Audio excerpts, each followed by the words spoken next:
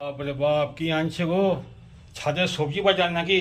ছাদের সবজি বাজার, আলুর থেকে, শাক থেকে, ডাঁটার থেকে ছাদের সবজি বাজার। চলো দেখাই। কোন সকালে এখানে দেখি, ওই এখানে। ঘরে ওই ঘরে কোন সকালে ছাদে উঠেছি, এই সবজি বাজার করছিলাম।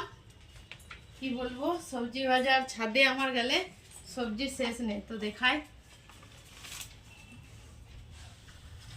এখানে দেখো আলু গাছটা তুললাম যে শাকে দেবো।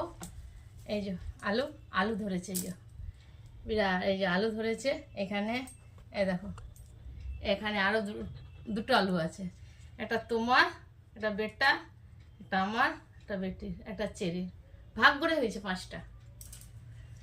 আর এই যে এত শাক, এখানে এত শাক, এই শাকগুলো চাপালটের শাক আছে, এগুলো তুললাম। কিছু বীজ হবে, কিছু এখান থেকে বেছে পাওয়া যাবে। এ দেখো এখানেও শাক, শুধু শাক, শাক বাজার। আর এখানে একদম কচি কচি ডাঁটা, একদম কচি কচি ডাঁটা।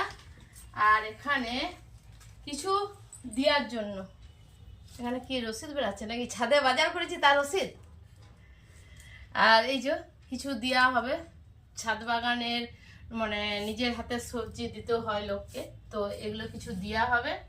আর একদম এই কচিগুলো আমাদের দুজন খেতে, তাই অল্প হয়ে যাবে। আর এই দেখো আমার হলো ছাদ বাগানের, এই হলো সবজি, আলু সমেত। তো কেমন হয়েছে অবশ্যই কমেন্টে জানিও, কার কার ভালো লাগছে এরকম ছাদ বাগানে সবজি তুলতে, কার কার ভালো লাগে সেটা কমেন্টে জানিও। আর ভালো লাগলে অবশ্যই ঝটপট করে, কিছু না পারলে একটু শাক ডাক এসব লাগাবে, কোনো তাতে খাটালি বা পরিশ্রম কিছু নেই। বাই।